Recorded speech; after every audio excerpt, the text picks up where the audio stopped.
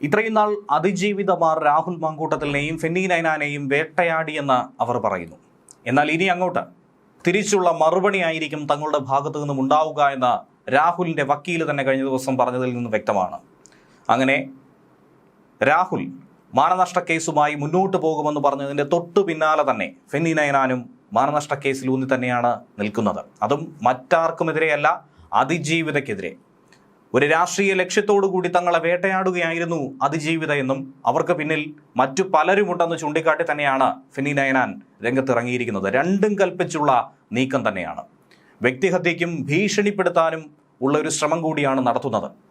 രാഹുൽ മാങ്കൂട്ടത്തിൻ്റെ വിശ്വസ്തൻ തന്നെ അതിശക്തമായ നീക്കം അതിജീവിതമാർക്കെതിരെ നടത്തുമ്പോൾ സമൂഹത്തിൻ്റെ കണ്ണ് ഏത് തലങ്ങളിലേക്ക് തിരിയുമെന്നുള്ളതാണ് ഇനി കണ്ടറിയേണ്ടത്. ഈ ഘട്ടത്തിൽ അതിജീവിതയാകട്ടെ കേന്ദ്രത്തിൽ ശക്തമായി തന്നെ രാഹുലിനെതിരെ തിരിയാനാണ് തീരുമാനിച്ചിരിക്കുന്നത്. പ്രിയങ്ക ഗാന്ധി അടക്കം കണ്ട് ഇതിനെ നിയന്ത്രിക്കണമെന്നാവശ്യപ്പെട്ടുകൊണ്ട് ഒരു പരാതി പങ്കുവച്ചിരിക്കുകയാണ്. മറുഭാഗത്ത് മാധ്യമപ്രവർത്തകയായിട്ടുള്ള ലക്ഷ്മി പത്മ അതിജീവിതയ്ക്കൊപ്പമാണോ അതോ വേട്ടക്കാർക്കൊപ്പമാണോ എന്നുള്ള ചോദ്യമാണ് മാധ്യമങ്ങളിൽ ഉയർന്നു കേൾക്കുന്നത്. കാരണം കോടതിയിൽ നിൽക്കുന്ന നിർണായകമായ ചില തെളിവുകളല്ലേ ലക്ഷ്മി പത്മ പുറത്തുവിട്ടത്.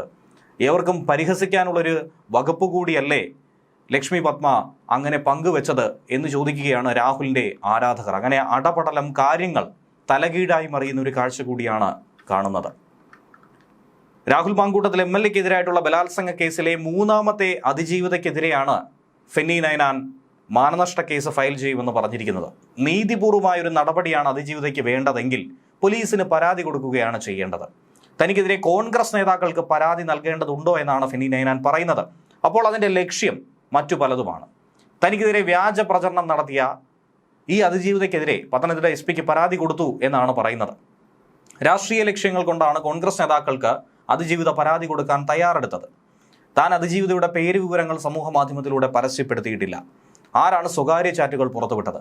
അതിജീവിത ചാറ്റ് പുറത്തുവിട്ട മാധ്യമപ്രവർത്തകർക്കെതിരെ കേസ് കൊടുക്കാൻ തയ്യാറാണോ എന്നാണ് ഫെന്നി നൈനാൻ ചോദിക്കുന്നത്. ഈ സാഹചര്യത്തിലാണ് ഈ ചാറ്റ് പുറത്തുവിട്ട ചാനൽ അവതാരക കൂടിയായിട്ടുള്ള ലക്ഷ്മി പത്മയ്ക്ക് മറുഭാഗത്ത് നന്ദി അർപ്പിച്ചുകൊണ്ട് രാഹുൽ മാങ്കൂട്ടത്തിൽ ബ്രിഗേഡ് സൈബറടത്ത് വലിയ തോതിൽ ഇത് ആഘോഷമാക്കുന്നത്.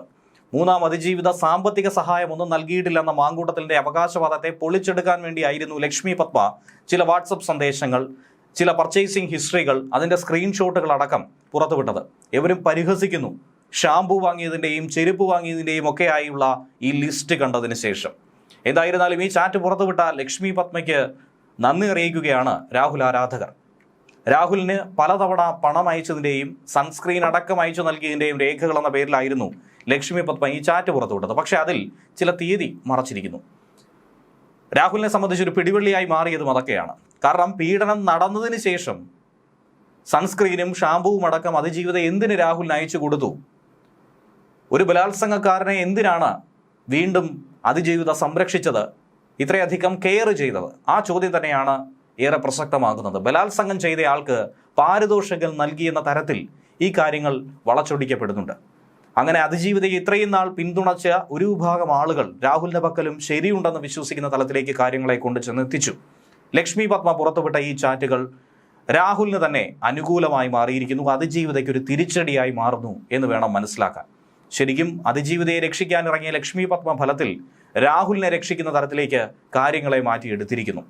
ഇനി ഫെന്നി നൈനാൻ കൊടുത്ത കേസിനെ കുറിച്ച് പറയുകയാണെങ്കിൽ രാഹുൽ മാങ്കൂട്ടത്തിൻ്റെ വിശ്വസ്തനെതിരെ പ്രിയങ്ക ഗാന്ധി, ദീപാദാസ് മുൻഷി, അൽക്കാലാംബ, ജെബി മേത്തർ എന്നിവർക്കാണ് പരാതി കൊടുത്തിരിക്കുന്നത്. മൂന്നാമത്തെ കേസിലെ അതിജീവിത കൂടിയാണ് ഇമെയിൽ വഴി പരാതി അയച്ചത്. കേസുകൾ കോടതിയുടെ പരിഗണനയിലിരിക്കുകയാണ്. ഈ ഘട്ടത്തിലാണ് ഫെന്നി നൈനാൻ ഉൾപ്പെടെയുള്ളവർ വ്യക്തിഹത്യ ചെയ്യാനും ഭീഷണിപ്പെടുത്താനും ശ്രമിക്കുന്നുവെന്ന് പരാതി കൊടുക്കുന്നത്. സൈബർ സെല്ലിലും ഉന്നത പോലീസ് ഉദ്യോഗസ്ഥർക്കും ഇതിനോടകം തന്നെ അതിജീവിത പരാതി കൈമാറിയിട്ടുണ്ട്. സ്വകാര്യ ചാറ്റുകളും ചിത്രങ്ങളും സമൂഹ മാധ്യമങ്ങളിലൂടെ പ്രചരിപ്പിക്കുന്നത് ഇരകളെ മാനസികമായി തകർക്കാനും കേസിനെ അട്ടിമറിക്കാനുമുള്ള ഒരു ബോധപൂർവമായ ശ്രമമാണെന്നാണ് പരാതിക്കാരി പറയുന്നത്. രാഹുലിനെതിരെ കോൺഗ്രസ് നേതൃത്വം പ്രതീകാത്മക നടപടി മാത്രമേ സ്വീകരിച്ചിട്ടുള്ളൂ. ഇപ്പോഴും പാർട്ടി അനുഭാവികളായിട്ടുള്ള സമൂഹ മാധ്യമ ഹാൻഡിലുകൾ വഴി പ്രതിക്ക് അനുകൂലമായ പ്രചാരണം നടക്കുന്നു. ഫെന്നി നൈനാൻ അതിജീവിതമാരെ മോശക്കാരായി ചിത്രീകരിക്കുന്നു, അവരെ നിശബ്ദരാക്കുന്നു. നേതൃത്വം ഇതൊക്കെ ശ്രദ്ധിക്കണമെന്ന് പറഞ്ഞു തന്നെയാണ് ഈ പരാതി സമർപ്പിച്ചിരിക്കുന്നത്.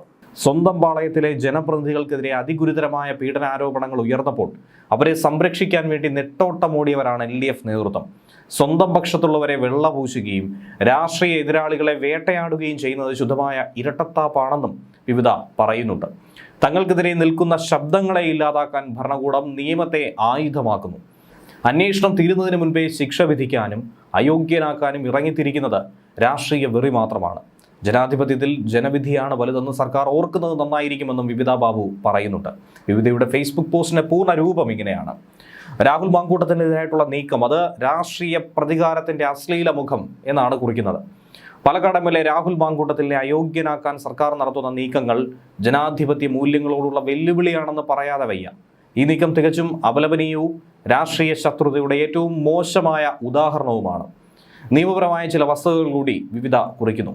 രാഹുൽ മാങ്കൂട്ടത്തിന് നേരെ ഉയർന്നിട്ടുള്ളത് കേവലം ആരോപണങ്ങൾ മാത്രമാണ്. ഏതെങ്കിലും സ്ത്രീയെ ബലമായി തട്ടിക്കൊണ്ടുപോയെന്നോ ചതിയിൽപ്പെടുത്തി പീഡിപ്പിച്ചെന്നോ ഉള്ള ഗുരുതരമായ ക്രിമിനൽ പശ്ചാത്തലം അദ്ദേഹത്തിനില്ല. ഈ വിഷയത്തിൽ കോടതിയുടെ നിരീക്ഷണങ്ങൾ നാം ശ്രദ്ധിക്കേണ്ടതുണ്ട്. സെഷൻസ് കോടതി പറഞ്ഞത് ഇങ്ങനെയാണ്: രാഹുലിന് ജാമ്യം അനുവദിച്ചുകൊണ്ട് പത്തനംതിട്ട സെഷൻസ് കോടതി പുറപ്പെടുവിച്ച വിധിയിൽ നിലവിലെ സാഹചര്യത്തിൽ ബലാത്സംഗ കുറ്റം നിലനിൽക്കില്ല എന്ന് വ്യക്തമായി നിരീക്ഷിക്കുന്നു. കുറ്റക്കാരനല്ല. ഇന്ത്യൻ നിയമവ്യവസ്ഥ അനുസരിച്ച് ഒരാൾ കുറ്റക്കാരനാണെന്ന് കോടതി കണ്ടെത്തുന്നത് വരെ അദ്ദേഹം നിരപരാധിയാണ്. കേവലം ആരോപണത്തിന്റെ പേരിൽ ഒരു ജനപ്രതിനിധിയെ അയോഗ്യനാക്കാൻ ശ്രമിക്കുന്നത് നിയമവിരുദ്ധമാണെന്ന് മനസ്സിലാക്കുക. ഒപ്പം ഇരട്ടത്താപ്പിന്റെ രാഷ്ട്രീയവും. ജനപക്ഷത്തുള്ള ചില ജനപ്രതിനിധികൾക്കെതിരെ അതിഗുരുതരമായ സ്ത്രീപീഡന ആരോപണങ്ങൾ ഉയർന്നപ്പോൾ അവരെയൊക്കെ സംരക്ഷിക്കാൻ വേണ്ടി നെട്ടോട്ടമോടിയവരാണ് LDF സർക്കാർ. സ്വന്തം പാളയത്തിലെ ആരോപണ വിധേയരെ വെള്ളപൂശുകയും രാഷ്ട്രീയ എതിരാളിയെ ആരോപണത്തിന്റെ നിഴലിൽ നിൽക്കുമ്പോൾ വേട്ടയാടുകയും ചെയ്യുന്നത് ഇരട്ടത്താപ്പാണ്. തങ്ങൾക്കെതിരെ നിൽക്കുന്ന ശബ്ദങ്ങളെ എല്ലാം ഇല്ലാതാക്കാൻ ഭരണകൂടം നിയമത്തെ ആയുധമാക്കുകയാണ്. ജനങ്ങൾ തിരഞ്ഞെടുത്ത ഒരു പ്രതിനിധിയെ ഇത്തരത്തിൽ തളയ്ക്കാൻ ശ്രമിക്കുന്നത് യുക്തിരഹിതമാണ്. സത്യസന്ധമായ അന്വേഷണങ്ങളെ ആരും ഭയപ്പെടുന്നില്ല. എന്നാൽ അന്വേഷണം തീരുന്നതിന് മുന്നേ ശിക്ഷ വിധിക്കാനും അയോഗ്യനാക്കാനും ഇറങ്ങിത്തിരിക്കുന്നത് രാഷ്ട്രീയ വെറി മാത്രമാണ്. ജനാധിപത്യത്തിൽ ജനവിധിയാണ് വലുതെന്ന് സർക്കാർ ഓർക്കുന്നത് നന്നായിരിക്കുമെന്നാണ് അഡ്വക്കേറ്റ് വിവിധ ബാബു പറഞ്ഞവസാനിപ്പിക്കുന്നത്. ശക്തമായ രീതിയിൽ തന്നെ ഒരു വിഭാഗം ആളുകൾ രാഹുലിന് അനുകൂലമായ രീതിയിൽ പ്രതികരിക്കുന്ന കാഴ്ചയാണ് നമുക്ക് ഈ അടുത്തായി കാണാനായി സാധിക്കുന്നത്. എന്തായിരുന്നാലും കോടതി കുറ്റക്കാരനല്ല എന്ന് പറഞ്ഞ സ്ഥിതിക്ക് എങ്ങനെയാണ് രാഹുലിനെ കല്ലെറിയാൻ സാധിക്കുക എന്നുള്ള ചോദ്യം കൂടിയാണ് പൊതുമധ്യത്തിൽ ഉയർന്നു കേൾക്കുന്നത്.